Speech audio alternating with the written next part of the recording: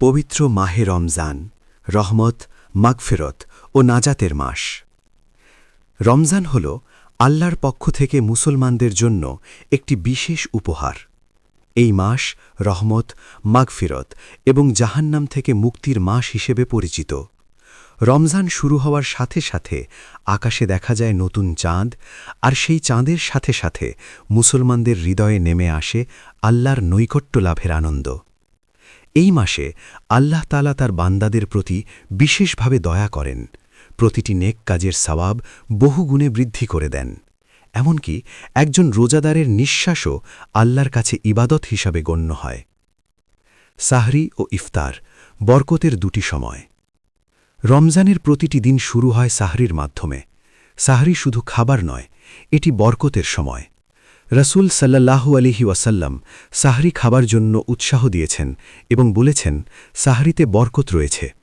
দিনভর সংযম ও ধৈর্যের পর সূর্যাস্তের সময় আসে ইফতার। ইফতার মুহূর্তটি রোজাদারের জন্য সবচেয়ে আনন্দের সময়। তখন করা দোয়া আল্লাহ কবুল করেন। পরিবারের সবাই একসাথে বসে ইফতার করা ভালোবাসা ও একতার এক অনন্য উদাহরণ। রোজা আত্মশুদ্ধির প্রশিক্ষণ। রোজা শুধু খাবার ও পানীয় থেকে বিরত থাকার নাম নয়। রোজা আমাদের চোখকে হারাম দেখা থেকে, জিহ্বাকে মিথ্যা ও গীবত থেকে, আর মনকে খারাপ চিন্তা থেকে দূরে রাখার শিক্ষা দেয়। রমজান আমাদের আত্মাকে পরিষ্কার করে। এই মাসে একজন মুসলমান চেষ্টা করে নিজের চরিত্রকে সুন্দর করতে, নিজের ভেতরের রাগ, হিংসা ও অহংকার দূর করতে। কোরআনের মাস রমজান। রমজান হল কোরআন নাজিলের মাস। এই মাসে কোরআন তিলাওয়াতের গুরুত্ব অনেক বেশি। অনেক মুসলমান রমজান মাসে সম্পূর্ণ কোরআন খতম করার চেষ্টা করেন। কোরআন শুধু পড়ার জন্য নয়, বরং তা বুঝে জীবন পরিচালনার জন্য। রমজান আমাদের কোরআনের দিকে ফিরে যাবার একটি সুন্দর সুযোগ এনে দেয়। দয়া, সহমর্মিতা ও দানশীলতা। রমজান আমাদের হৃদয়কে নরম করে। এই মাসে গরিব ও অসহায় মানুষের কথা বেশি মনে পড়ে। জাকাত, ফিতরা ও দান সদকার মাধ্যমে সমাজে ভারসাম্য তৈরি হয়।